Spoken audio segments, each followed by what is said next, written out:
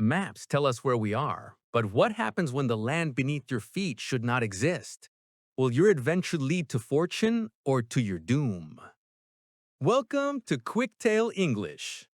Today's story, The Lost Island, is a thrilling mix of adventure and mystery, perfect for your A2/B1 level.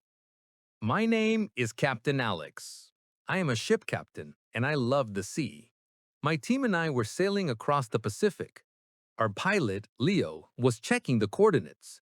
Our mission was simple: find a lost weather buoy. Suddenly, the sky turned green. The radio stopped working. The compass was spinning wildly. "Captain," shouted Leo, "I am losing control. The navigation system is going to fail." The ocean became rough. When the storm stopped, the sea was completely calm. "Where are we?" I asked. Dr. Elena, our researcher, was looking at the radar. "Captain, this is impossible," she said. "We are at 20 degrees south, but according to every map, we should be in open water. But look, there is an island. It is not on the satellite image.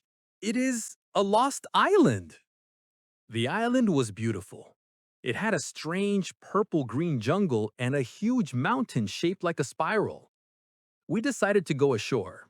We needed water, and we needed to fix the radio. "We will take the small boat," I told Leo. "We're going to search for fresh water. Elena, you will stay here and try to fix the ship's communication." Leo and I landed on a white, sandy beach. The air smelled like unknown flowers. We walked into the jungle. The silence was absolute. We did not hear any birds or insects. We walked for an hour. Then Leo stopped. "Captain, look!" He pointed to a large stone wall, almost hidden by vines. The wall was covered in golden symbols. "This island has been here for a long time," I whispered. "We are not going to be the first ones here." Suddenly, the ground shook slightly. We heard a low metallic sound coming from behind the wall. "What is that?" Leo asked. "I am not going to wait to find out." We ran along the wall, searching for an entrance. We found a small opening. We went through it and came out into a clearing. In the center, there was a pile of gold coins shining in the sunlight. A real treasure. "We are rich! We will take this gold and buy a new ship!" But I was looking at something else. Near the gold, there was a large stone statue. Its stone eyes seemed to follow us. "Leo," I said, "we are going to leave the gold. This place feels wrong." The moment I spoke, the jungle became dark again. A high, ringing sound started coming from the spiral mountain. The golden symbols began to glow blue. We were not alone. We were in danger. "We have to go back to the ship now!" I shouted.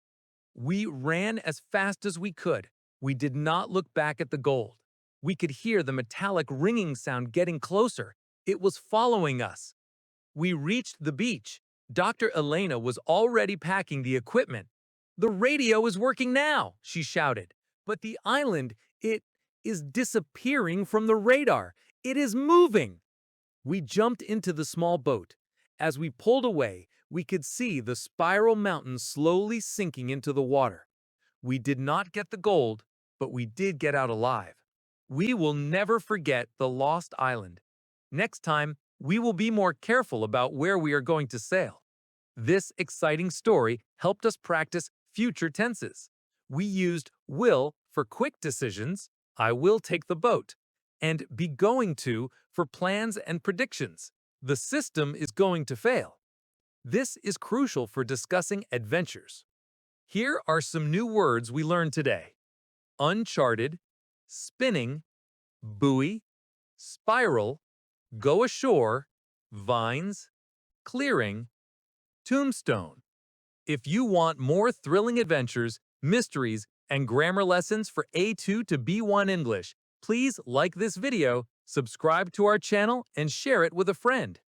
Tell us in the comments, what would you do if you found a lost island? We will see you next time, and remember, always trust the compass in your hand, but never trust the map in your head. Until then, stay adventurous and goodbye.